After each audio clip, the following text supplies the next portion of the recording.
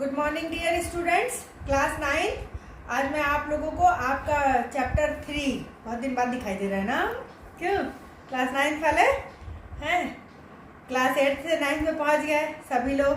तो चलिए class part 3 Ramdhari Singh Dinkar जो कवि हैं स्वर्ग बना सकते नामक कविता का।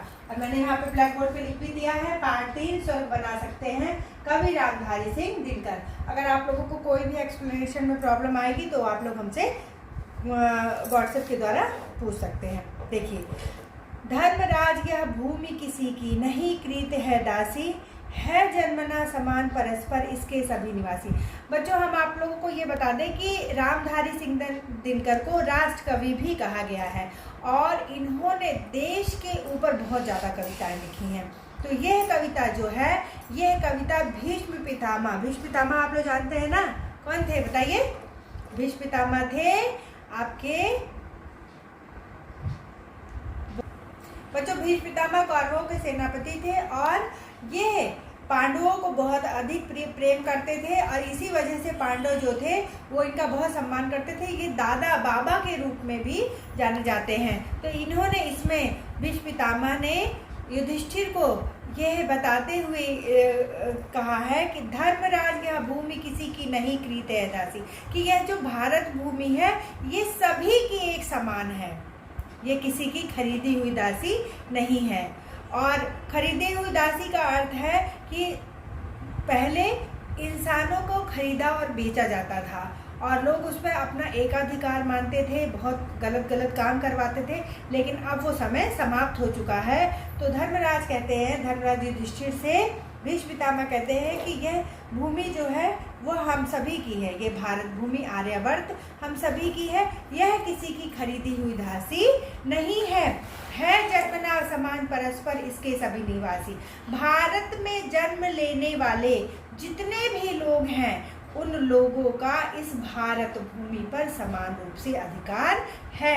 सबको मुक्त प्रकाश चाहिए, सबको मुक्त समीरण, बाधा रहित विकास, मुक्त आशंकाओं से जीवन। देखिए, कह रहे कि सभी को मुक्त प्रकाश चाहिए, यानी कि किसी सूर्य जो है उसका किसी एक पर अधिकार नहीं होता है।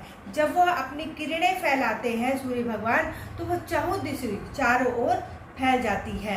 इसलिए सबको मुक्त प्रकाश चाहिए, सबको मुक्त समीरण और सबको हवा भी मुक्त रूप से चाहिए।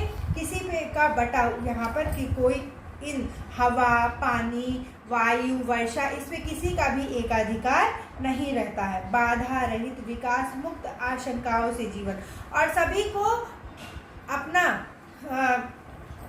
अपना कार्य करने के लिए, विकास करने के लिए, प्रोग्रेस करने के लिए बाधाओं से रहित समय अवसर की आवश्यकता होती है। मुक्त आशंकाओं से जीवन, और जिसका जीवन आशंका रहित ना रहे, डर नहीं रहे इंसान के अंदर, ऐसी जीवन सबको चाहिए। लेकिन विघ्न अनेक सभी इस पथ पर अड़े हुए हैं, मानवता की राह रोक कर पर्वत खड़े हुए हैं। कवि कहते हैं कि परंतु हे भीष्म पितामह कहते हैं कि धर्मराज युधिष्ठिर, यह धरती, आकाश, धूप, हवा आदि पर सबका समान रूप का अधिकार है, लेकिन मानवता की राह में अभी बहुत अधिक बाधाएं पड़ी हुई हैं। इस पथ पर अड़े हुए हैं, मानवता की राह रोककर पर्वत अड़े हुए हैं। मानवता की राह रोककर पर्वत ये थोड़ी ना कि हिमालय पर्वत आ करके आपके बीच में खड़ा हो गया, नहीं। मानवता की राह यानी कि छोटी छोटी बाधाएं हैं, बड़ी बड़ी बाधाएं हैं, वो सभी बाधाएं लोगों के जीवन में आ रही हैं और फिर इंसान उन बाधाओं को पार करके ही अपने जीवन को सफल बनाने में लगा हुआ है। बाधाएं यानी कि दुख, तकलीफ, गरीबी, अत्याचार, असमानता, ये सभी बाधाएं ही हैं और यह बाधाएं जो है वो पर्वत के समान हैं। कवि कहते हैं कि जब मनुष्यों को न्याय के अनुसार न्यायोचित सुख सुलभ नहीं, जब तक मानव को चैन कहाँ धरती पर, तब तक शांति कहाँ इस भव से। कवि कहते हैं कि जब तक मनुष्यों के न्याय के अनुसार उसको अधिकार नहीं मिलेगा, क्योंकि आपको सभी को पता है कि सबको समान रूप से अधिकार नहीं मिलता है। जब तक उन्हें वे अधिकार नहीं मिल जाते तब तक समाज में शांति स्थापित नहीं होगा। लोग एक दूसरे को मारने के लिए, नीचा दिखाने के लिए, अपने कार्यों को पूरा करने के लिए किसी भी विधि से वो आगे बढ़ेंगे ही बढ़ेंगे।